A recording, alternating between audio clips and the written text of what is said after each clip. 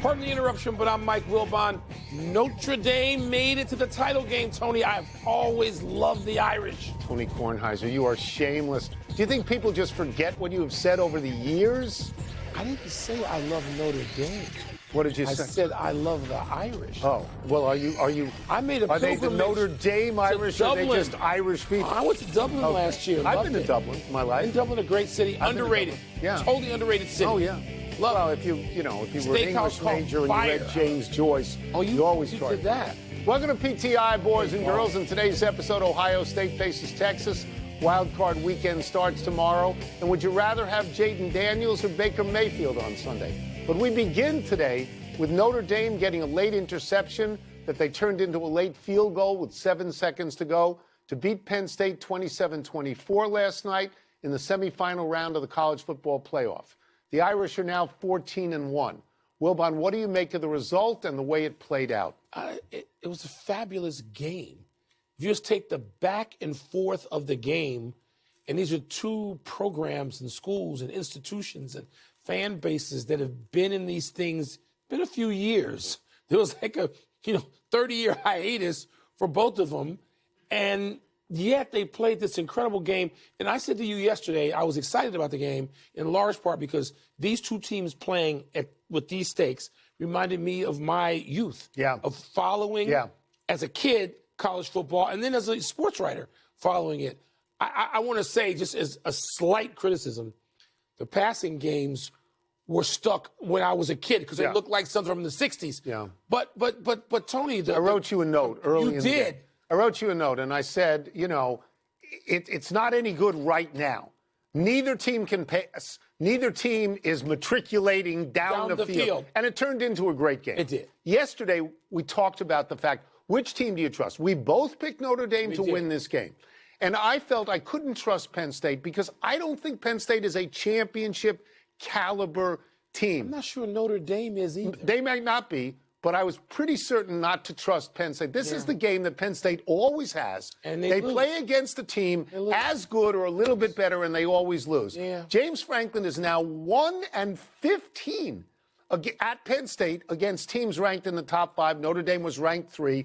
Penn State is now 0-11. Their last 11 times they were underdogs. They've lost those games, and they were underdogs by 2 points. And this is not a random statistic. This is not a small sample size. At this point, this is what Penn State does in this kind of game. Well, let me just mention, just as a real aside, do you know what Joe Paterno, the great Joe Paterno, do you know what his record was for the first 15 times he played a top 5 ranked team? Bad. 3-12. Bad. Not as bad as 1-15, but we're bad. Old enough to remember when people got on Penn State for not winning the big one under Joe Paterno. Yeah, and then he did. That's right. And he won multiples, and that story, that narrative went away. But it's not going away for Penn State until James Franklin, presuming he can win a game like last night and get to That's right. And these are the games that they lose. Look, I grew up rooting for Notre Dame. If you grow up around New York City, Notre Dame is your home team, whether you're Irish or not. So I sort of like them. They lost terribly to Northern Illinois, but they haven't lost since. But they're going to walk into the final game as an underdog to either Texas or Ohio State. And you know what I wonder about? How does Brian Kelly feel today? Brian Kelly said, I'm getting out of here. Because I can't win here. I can't win it. I got to go to the SEC. But the guy who replaced him in 3 years has a shot at it. There's this whole narrative, another narrative about Notre Dame, that they're not dislikable anymore like they used to be. Here's what I would say to that. Notre Dame is not as overpowering as it used to be. You don't need to hate David, you hate Goliath. Notre Dame is not Goliath. Not yet. No. They would have to win and win and win and win. They're not the Yankees or the Canadiens or the old Celtics. They were that at one point. They haven't been for many years. No, and therefore they're more likable. I don't think it has to do with Marcus Freeman, who seems completely likable. But let's not overstate it. Everybody's overstating everything. We're not going to do that here. Tonight, I'm going to do it in the next story. Don't worry about it. Tonight's second semifinal features Ohio State and Texas. The Buckeyes have been dominant against Tennessee and Oregon, while Texas edged 12th seed Clemson and then scraped by Arizona State in double overtime. The Buckeyes are favored in Vegas, Tone. Are they favored by you? It is impossible to have watched Ohio State's last two games and not think they are the best team in the country. They beat Oregon. Oregon was undefeated. They were number one in the country. And they had already beaten Ohio State. I grant you at Oregon, I grant you by 1 point. And Oregon was rusty this time. Okay, but they beat them. Yeah. Now, you could say of two-loss Ohio State at that point, well, maybe on a neutral field they got a chance against Oregon. That's legit. But you could never have ever thought that they would go out to a 34-0 lead. No. They killed Oregon. Yeah. C-I-L-L killed Oregon.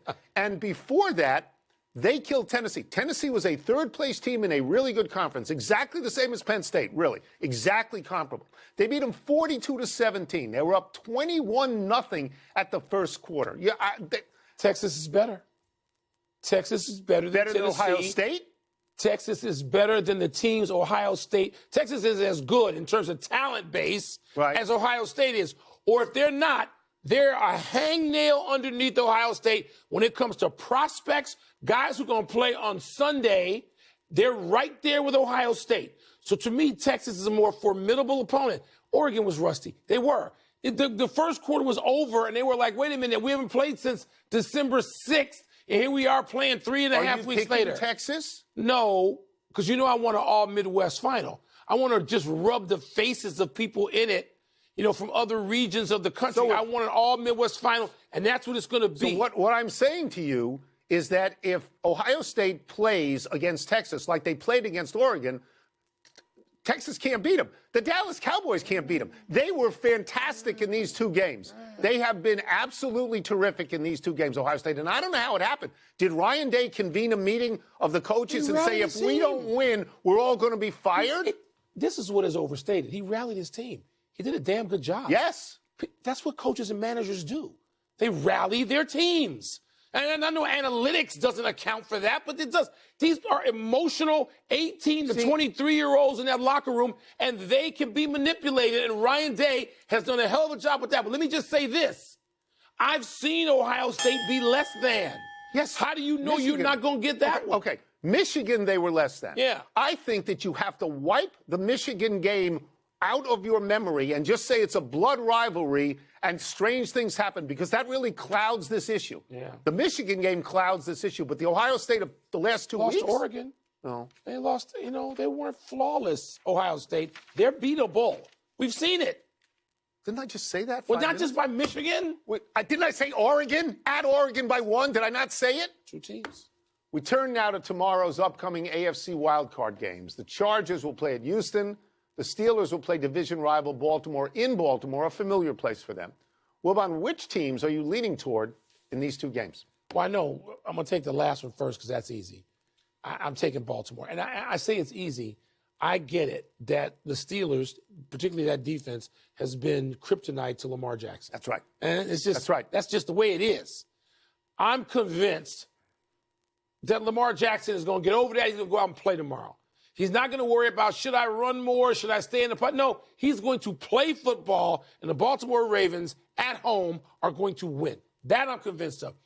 The other game I can't be convinced. I started the year. You loved Houston. I had Kansas City and Houston in the AFC title game, and Houston has not lived up to that at all, not even close. Going backwards. After the first, 5 games. But I'm going to take Houston in this game to beat the ever-popular San Diego Chargers. Right. I am. And Jim Harbaugh, who's had a magical back to year. A nap? Are you going to refer to No, I'm going to say that Houston's going to rise up and do this one thing, get this one game. And I'm not taking them any further out than that. But I think they're going to rediscover what they had earlier in the season. Yeah. Come on now. They looked like a team that was going to be a serious contender. But they're not. Several weeks into the season. And you're right. They regressed. Yeah, I'm picking them to win this game. Okay, so I'm going to roll with the Harbaughs. I'm going to roll with John and Jim in this particular thing. The last time that we saw Baltimore against Pittsburgh in Baltimore was only 3 weeks ago.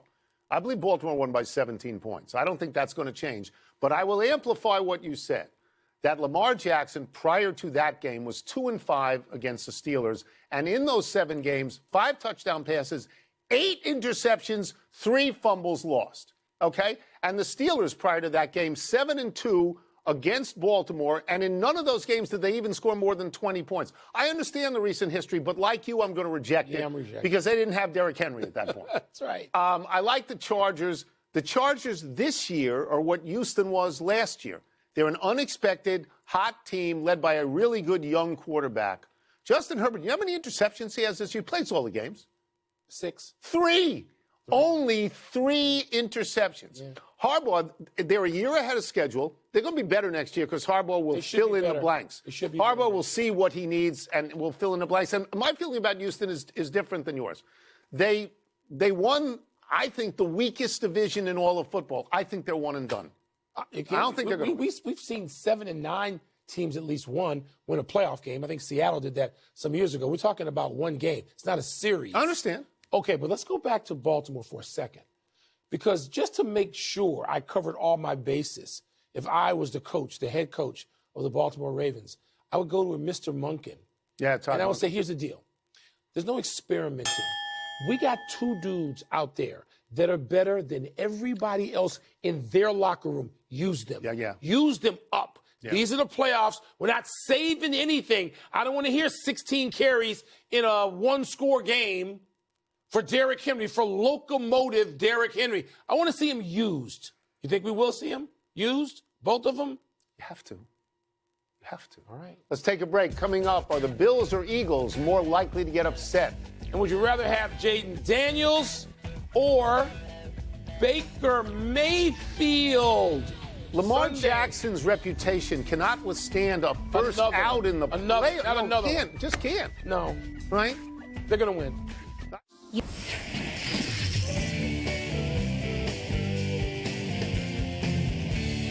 It's time for toss-up.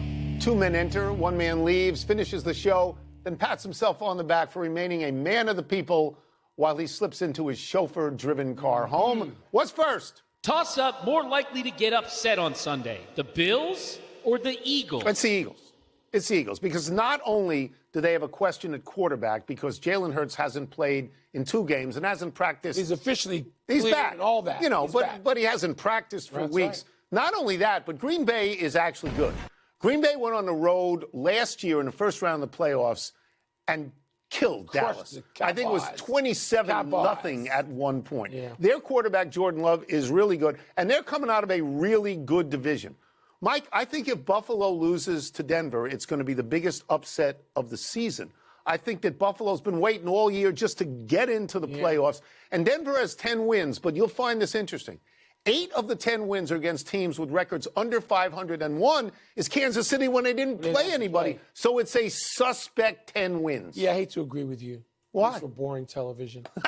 But I'm going to go with the Cheeseheads beating the Eagles. And I just mean beating them. I might say I'm not going there necessarily. If Jalen Hurts had been playing, but he hasn't been. No, I haven't. He just got into practice like yesterday. Yeah. Right? So a couple of practices this week. I don't know that keeps you sharp. I understand the Eagles have a terrific defense, right? But there's some things that you need Jalen Hurts to do. That tush push, your quarterback's going to get hit.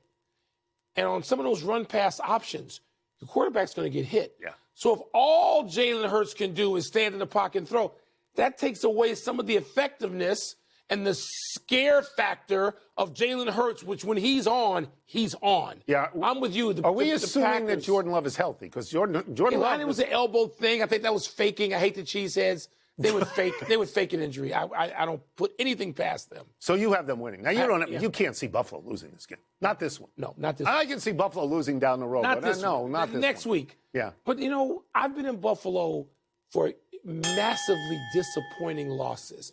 I don't wish that on that. Can we fan base. just for legal purposes, can we say that Jordan Love is allegedly faking? Just for legal purposes. Okay. What's next? Toss up, who would you rather have at quarterback on Sunday? Jaden Daniels or Baker Mayfield? Let me be clear about this. I love Jaden Daniels. He's a fabulous draft pick. If he stays healthy, Washington is going to be in the playoffs every year. Like, they're that good. But there is a reasonably important historical statistic that I'm going to give you. That rookie quarterbacks on the road in the playoffs are 5-17. Jaden Daniels is a rookie, and Washington is on the road in the playoffs. Tampa Bay won a weak division. I'm not going to defend the division. It's a weak division. But do you know that there are only 3 teams in the entire NFL that outscored Tampa Bay on the course of the season? They have a really good offense. Baker Mayfield threw 41 touchdown passes. Only Joe Burrow threw more than that. So even though Washington is my home team, it's where I live, in this particular case, I'm thinking Tampa Bay can win this game. There's another thing. It's to support everything you just said, and we're going to go further. Baker Mayfield has had some success in the playoffs. Yeah. In first-round games, he's won a couple. He's 2-2 in the playoffs. But I think in this round, he's got something like 6 touchdown passes and no interceptions. He's played really well. So you're coming in with a veteran guy who has the feel-good of knowing he's done this before. Yeah. Jaden Daniels has no idea what he's walking into. The game is on the road. Tampa's not the scariest place to play on the road. I mean, it's not like playing in Lambeau or Buffalo or Kansas City. But I too am thinking, and the Commanders people that we live amongst, they're not going to be happy if both of us sitting here saying this. No, but we're also saying that we're Jaden Daniels is a great quarterback. In the making. And that the turnaround for the Washington team is a fabulous, stunning turnaround. It's a wonderful storyline, but it probably comes to an end on Sunday. That's what I'm thinking, too. But if they win that, woo. That's it. All bets are off. Let's take one last break. Still to come. Did we just get an indication that Lamar Jackson will win his 3rd MVP? And what should we watch for as the Aussie Open gets set to begin? You're not finding time in your life for the Aussie Open this year? Really? No, there's too much other stuff on. We got college football playoffs that go on forever. Right. What if Djokovic is in a final? You'd watch that in a final. He's like to rise up from the. Happy time, people. Happy 86th birthday, Bill Toomey. History lesson, kids. Toomey won the Olympic decathlon for the United States in 1968 in Mexico City, and his reward may have been to get on the cover of Cereal Box. There was a time when the Olympic decathlon champion was almost as well known as the heavyweight boxing champion, and now both are in obscurity. Toomey was part of the event's golden era. It started with Jim Thorpe. It ran through Bob Mathias, Rayford Johnson, C.K. Yang, and Bruce Jenner. Stars. The decathlon is impossibly hard. Everybody sees how sapped the athletes are by the time they finish the 1500, the last event in the 2-day competition. But nobody wants to wait 2 days for a champion nowadays. Nobody knows who won the decathlon in Paris. Hint, it was Marcus Ruth of Norway. No, we're all dopes now. We can tell you who won cornhole. We don't know who won the decathlon.